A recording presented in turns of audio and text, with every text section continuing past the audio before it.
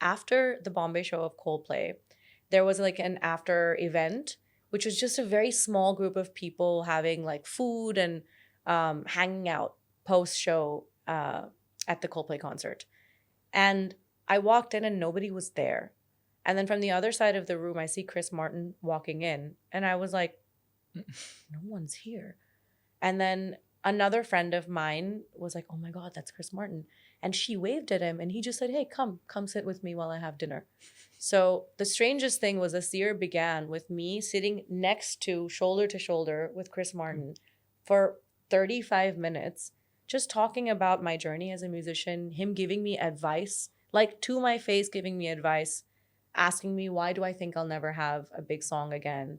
And he's like, you never know. His piece of advice to me, I said, the first song I ever made that he found was so big, it's very hard to get that. Overpass. Yeah, it's very hard to get a second one like that. He's like, our biggest song in our catalog is probably Fix You. And he's like, it took 6 years for anyone to care about that song. He's like, it didn't work. And then it was in a film or a series. And then it became this big thing that everybody loved. He's like, I think when it debuted, it was like 98 or 100 on the charts.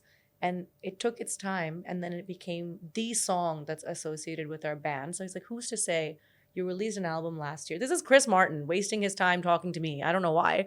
He was like, you said you released an album last year. Who's to say one of those songs won't become a massive hit 10 years down the line? You can't predict these things.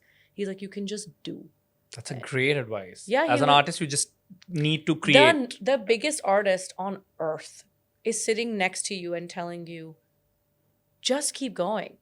It's gonna be fine. You're already here and you felt this high and this momentum. It doesn't mean it'll never happen again.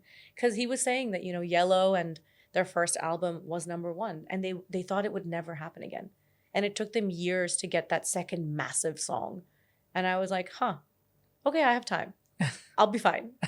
If Chris Martin says I'll be fine, I'll be fine.